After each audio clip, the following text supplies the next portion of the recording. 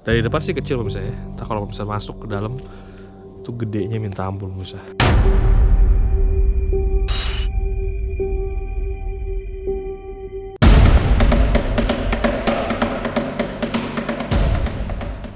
Menyisir ke selatan Jogja, kemudian memanjat ketinggian di gugusan Pegunungan Sewu, datanglah ke Pajimatan Imogori, atau nama resmi disebut sebagai Pasarian Dalam Paranata Pajimatan Girireja Himagiri. Inilah kompleks keramat, tempat raja-raja kerajaan Mataram Islam beristirahat dalam damai. Dirintis oleh Raja ketiga Mataram, Sinuwun Sultan Agung Hanyakrokusumo, Imogiri mulai dibangun pada tahun 1632. Di tempat itulah Kanjeng Sultan Agung disarekan dalam segala keagungan di puncak tertinggi bukit di kawasan Desa Girireja, Kabupaten Bantul, Daerah Istimewa Yogyakarta. Jangan dulu berlalu, masih akan banyak keganjilan terjadi di sini. Dan jangan lupa subscribe, like, share, dan komen agar tak ada yang terasa ganjil di sekitar Anda.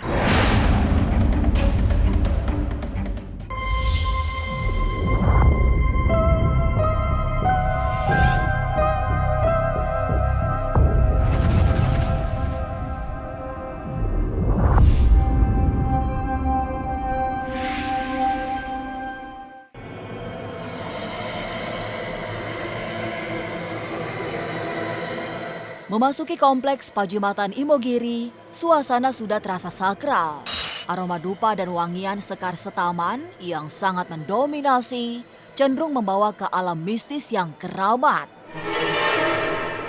Tim penelusuran Ganjil Misteri memulai perjalanan ziarah Imogiri dari sisi barat, tempat Raja-Raja Mataram dari garis Kasunanan Surakarta dipusarakan.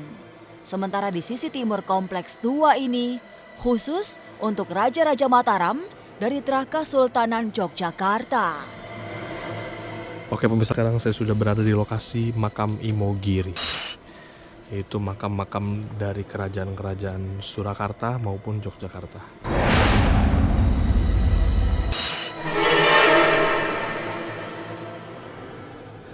Kalau pemirsa di sini, lokasinya sangat indah, banyak sekali pohon-pohon besar, udaranya dingin, dan ya pohon-pohonnya masih sangat liar semua pemirsa. Tapi di tengah-tengahnya tiba-tiba ada bangunan yang dari depan sih kecil pemirsa ya. Entah kalau bisa masuk ke dalam tuh gedenya minta ampun pemirsa.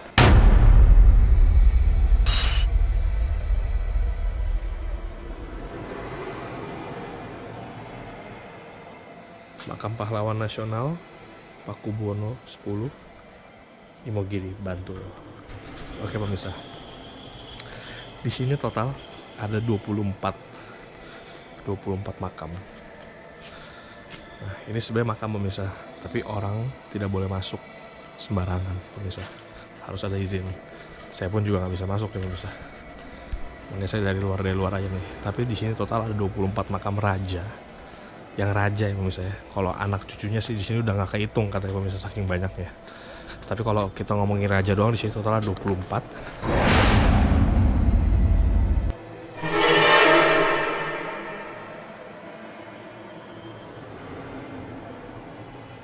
Kalau yang saya dengar di bagian kiri sini itu merupakan makam untuk Surakarta.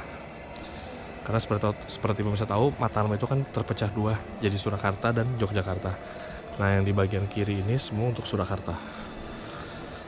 Nah, yang di bagian kanan itu untuk bagian Yogyakarta.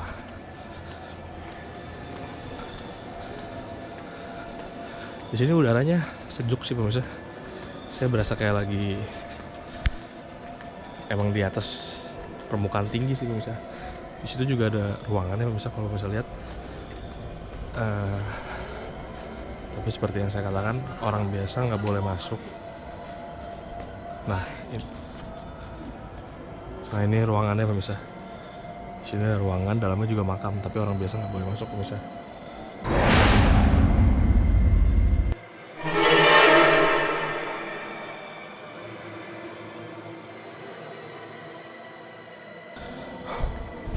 sini sekali pemirsa masuk dari ruangan awal, pemirsa langsung bisa mencium wangi-wangian seperti apa ya, dupa. Jadi langsung wangi pemirsa tempatnya. Nah, kalau di bagian sana itu adalah makam bagi Yogyakarta pemirsa. Dan bentuk bangunannya unik pemirsa ya, pemirsa. Tangga. Dan seperti yang saya katakan kan, dalamnya sangat besar sekali pemirsa.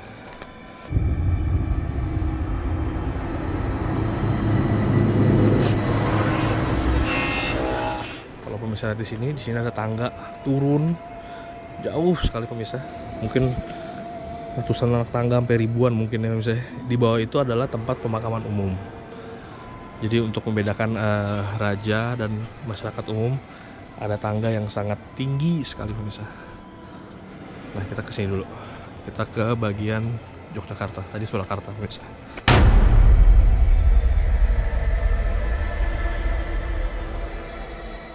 Seperti saya katakan tadi, raja pertama ini makam di sini memang yaitu Ki Agung. Cerita kenapa lokasi ini yang dipilih. Oh ya, sebelumnya memang orang dulu atau raja-raja itu sudah menentukan tempat di mana mereka akan dikuburkan sebelum mereka meninggal. Jadi mereka sendiri yang menentukannya. Padahal pada saat itu juga mereka belum sakit atau sudah sekarat, tapi mereka sudah menentukan sendiri di mana tempat mereka mau dikuburkan.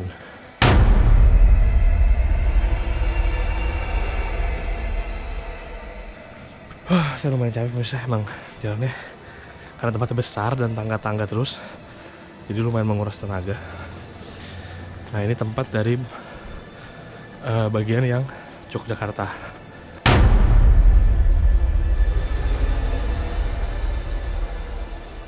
Nah, seperti yang saya katakan, selalu ada pintu-pintu di sini pemirsa untuk masuk ke dalam makam, karena nggak sembarang orang boleh masuk.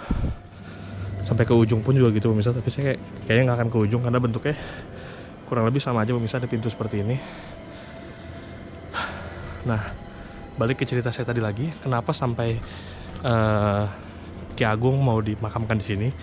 Karena dulu Ki Agung ngobrol dengan Sunan Kalijaga menanyakan soal pemakaman dan katanya dimakamkan di Mekah.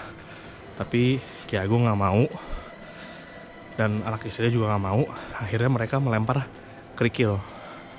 Setelah mereka melempar kerikil, ternyata kerikil itu jatuh ke sini, Bukit Merak sini. Jadi setelah dilempar, dicari oleh yang melempar itu Sunan Kalijaga bisa lempar kerikil, jatuh, dicari oleh prajurit-prajurit, ketemu di sini. Akhirnya Ki Agung mau dimakamkan di tempat ini pemirsa.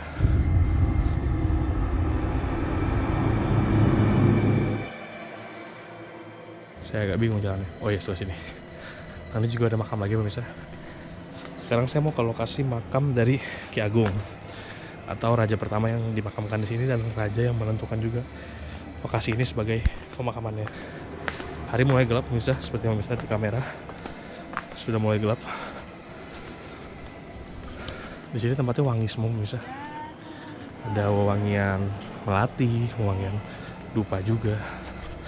Nah, ini dia pemirsa, lokasi yang paling tingginya. Ini merupakan makam dari Ki Agung. Sebenarnya saya nggak akan sampai ke sana karena itu masih di atas lagi pemirsa. Dan saya cuma diperbolehkan sampai sini doang. Nah, ini dia. Seperti ada pendopo. Ini pendopo untuk Surakarta. Ini pendopo untuk Yogyakarta. Memang dibagi dua pemirsa, Mataram.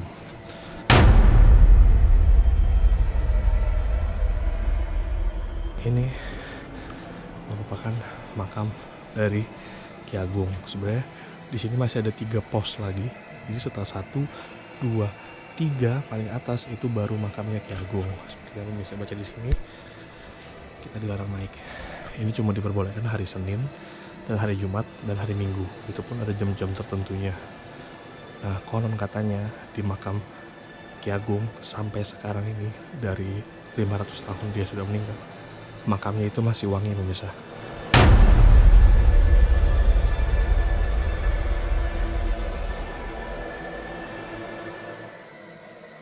Memang agak nggak masuk di akal misalnya makam yang sudah berumur 500 tahun masih wangi, tapi orang-orang di sini masih percaya bahwa memang karena seorang raja yang sangat terkenal dan pemilihan tempat peristirahatan terakhir pun juga unik, makanya sampai sekarang katanya makamnya itu masih wangi walaupun sudah 500 tahun.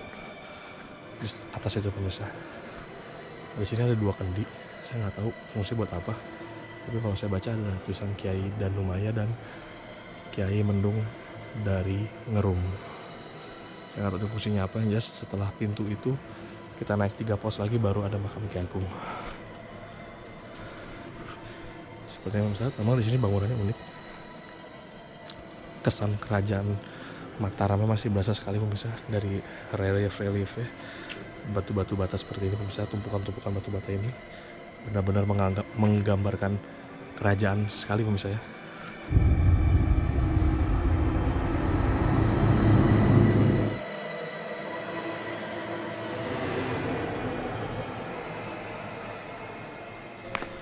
Nah, sepertinya itu dia eksplorasi saya di makam Imogiri ini. Sekian eksplorasi saya di makam Imogiri ini pemirsa. Terima kasih.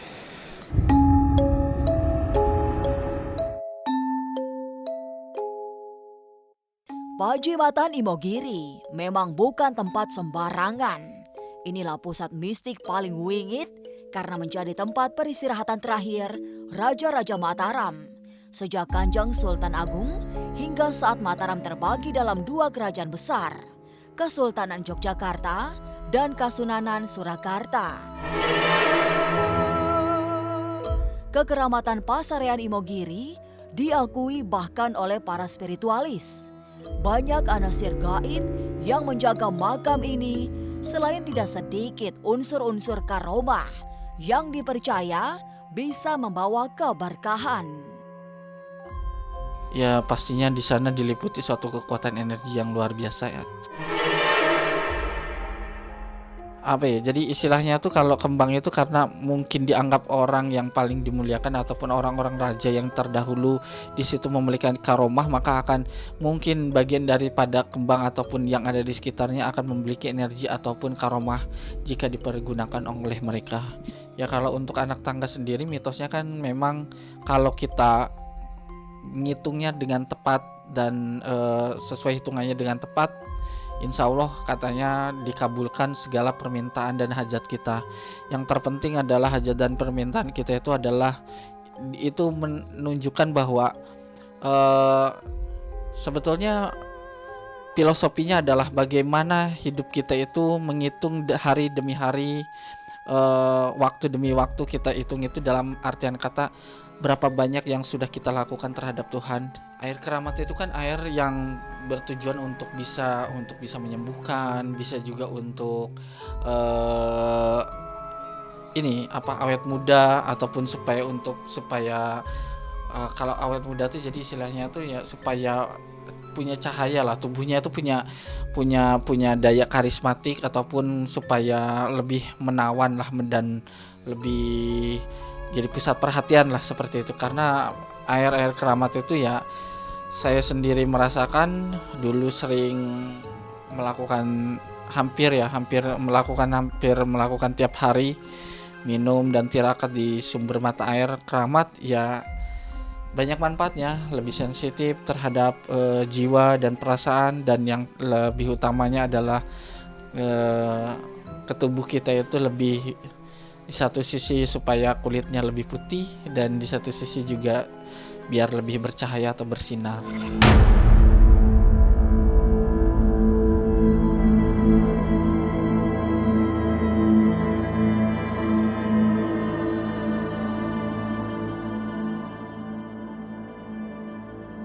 Sudah berusia sangat tua, nyaris 400 tahun sejak pertama dibangun pada 1632. Kompleks Pasarean Imogiri tetap terjaga dalam kesakralan. Disinilah Raja-Raja Mataram, dimulai dari Sultan Agung, dimakamkan dalam segala keluhurannya. Tidak sembarangan orang boleh masuk terutama di puncak bukit tempat Kanjeng Sultan Agung dipusarakan. Jam untuk para peziarah juga terbatas, hanya Minggu, Senin, dan Jumat. Itu pun hanya 4 jam dari jam 10 hingga jam 1 siang. Tapi dari sinilah segala pancaran kekeramatan di seluruh bekas kerajaan Mataram berasal. Inilah ganjil yang akan menguak berbagai misteri di alam nyata dan tak kasat mata. Sampai jumpa pada episode selanjutnya dengan kisah-kisah ganjil setiap hari Senin, Kamis, dan Jumat pukul 5 sore. Tapi sebelumnya, jangan lupa subscribe, like, share, dan komen agar tak ada yang terasa ganjil di sekitar Anda.